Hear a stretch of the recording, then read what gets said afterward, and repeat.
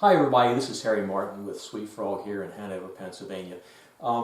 Just wanted to go over some of the issues that you might have if you have a glycol machine, ways of checking it to make sure that through the wintertime your system doesn't freeze up and takes you down and you walk in the morning to find all your machines on high torque.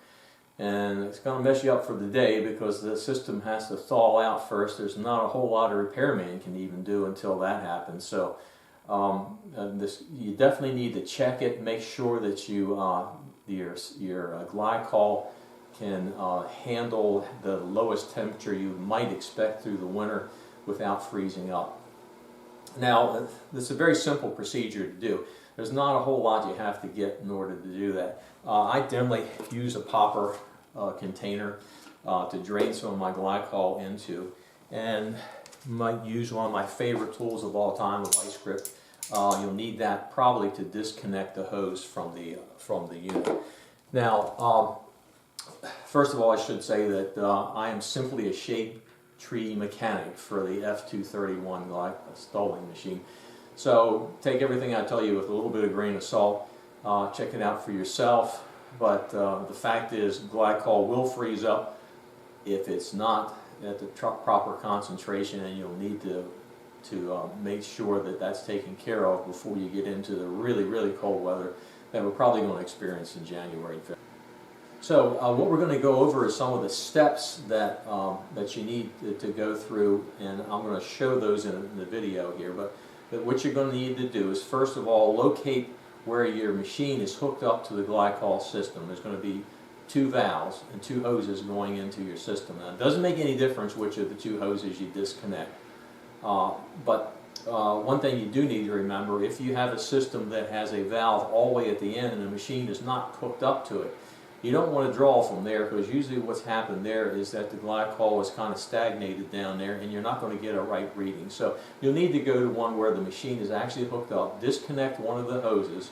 Well, first of all, what you want to do is turn off both valves. So you're going to turn off both valves to the machine, and then you're going to disconnect one of the hoses. Now, don't let the hose fall to the floor, because what happens then is that the glycol is going to run out onto the floor, and then you got a big slippery mess to try to clean up later on. You're going to get a little bit of a mess anyway, but it'd even be worse if you drain that out. And then also, what you're doing is inserting some more air into the system, which you don't want to do that either. So take that hose, once you disconnect it, try to support it somewhere so it doesn't fall to the floor and drain more glycol out. And then what you're going to do is take your hose, or excuse me, take the valve, and then take your popper, put it underneath that popper container, that is, put it underneath the valve, turn the valve on, and just drain a little bit out. You don't need a whole lot. You need maybe enough to would fill the bottom of the container, maybe that much, so it's not much. And that's all you're going to need to drain out. Once you've done that, you're going to, of course, turn your valves, turn that valve back completely off again. Hook your hose back up again, and then make sure you turn both of those valves back on again. And you want to make sure you do this too. I should have mentioned it first. When your store is it's after hours, you don't want to do this during the day when the machines are up and running, because you're probably going to get a high torque out of the machine, maybe for the length of time that you shut it off like this. So it's best that they're in the sleep mode and you're after hours. And if it should happen to go into a high torque, it's not going to be in that condition very long, and you'll be able to. In addition to the popper container and your vice grips, you're also going to need to go to someplace like Advanced Auto or AutoZone or someplace like that, and purchase a tester for antifreeze. The antifreeze is basically the same thing that you use in a car. It's basically the same thing that you use in the glycol system. It is a form of glycol that automobiles use too. So this tester is going to work just as well on your car as it is on testing this glycol. So what you'll do then is just, and I don't have that with me, but you'll see that whenever I do the video. I'll show you a picture of it. It's very simple. It might cost you $5 or $6, so that's not a big investment there. So what you'll do is then draw some of the glycol in the container, as I mentioned, and then take this this unit, which has a bulb on it, and suck up some of that that glycol into the unit. And make sure you read the instructions. It has to be held in a perfectly vertical position. And then there's a needle inside there that shows you what the reading will be for your glycol. So it'll tell you, okay, 10 degrees. And obviously if you're in a situation where it's 10 degrees, is as low as it's going to go before it attempts to freeze, and you're in a place where it's going to get down below zero, you're going to have to do something about your glycol then. So anyway, that's the procedure. Let's show you step by step on how that's done, and then I'll get back and we'll sum things up a little bit. These are the connections for your glycol system as they hook up to your machine. It's best not to go to an end valve like this one because you're not going to get an accurate reading. Note also that I put a pressure gauge down here in order to determine whether the proper pressure in the glycol system is maintained. Usually about 20 pounds is all you need. Now I'm going to disconnect one of the hoses.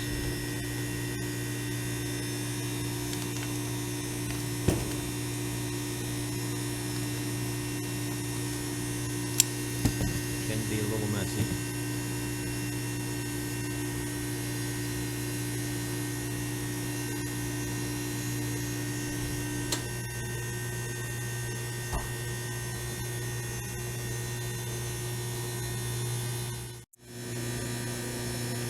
Don't let the hose drop to the ground because it'll drain out glycol. So suspend it in some fashion. Now open the valve and drain some of the glycol into a container. Then reconnect your hose again. A popper container works out well for doing this, and this is all you need to drain out just this small amount.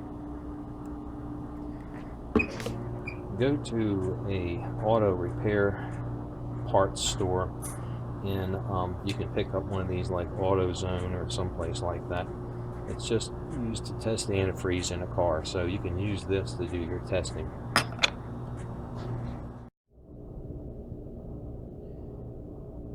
Hold your tester upright and then check the needle. The needle here says that I have mine to -20 below zero.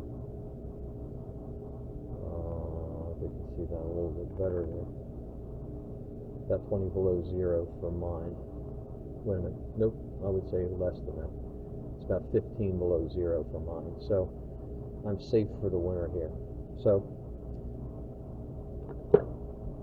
I want to apologize for the quality of my videos. It's still in a learning process, so the quality was not all that best. But I hope that at least you can make it out. And also, my reading actually was closer to about 7 degrees below zero rather than 15 or whatever I may have said there. So, but you'll be able to check it out. Make sure you hold it absolutely vertically in order to get that most accurate reading. And just read the instructions again. It's very simple to operate, so you shouldn't have any issues. That's how it's done. It's fairly simple, but now if you're in a situation where you find that that you could expect the possibility of your system freezing up, you're going to have to get in a repair guy maybe to put it in there. There is a way to do it. You can do it yourself if you're lucky enough to have the system on the ground. In some cases that is the case, but not always. Most of them are up on the roof, and then you've got to get access to open up the system and put some glycol in it. Can be done. I do it myself, but if you're not into being very mechanically inclined, it may not be something you want to get into.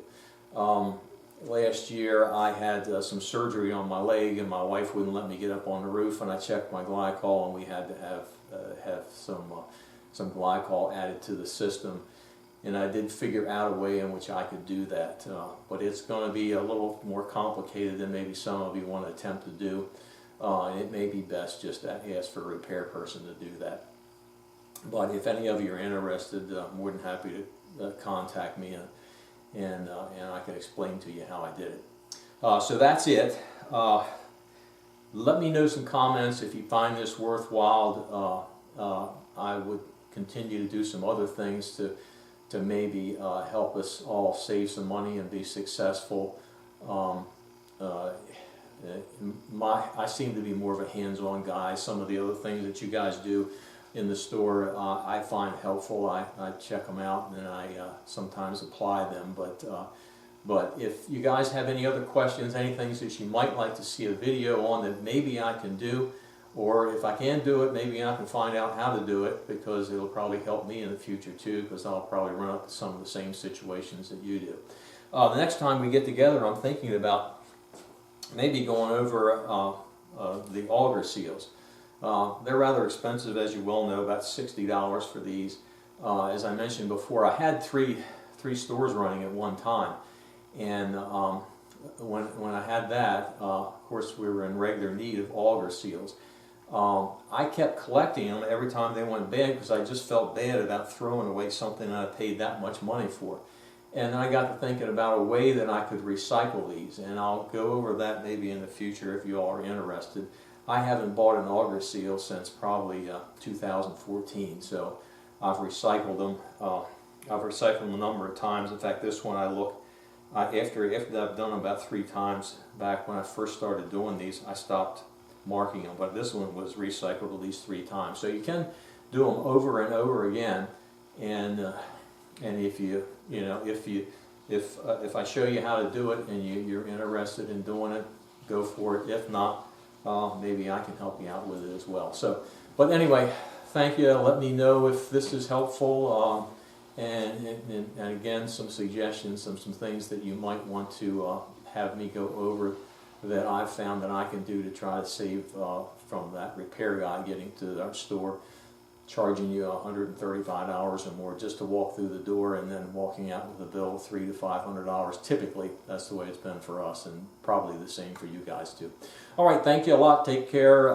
Success. Hope you have a good winter, at least as good as it can be. And I'll talk to you later.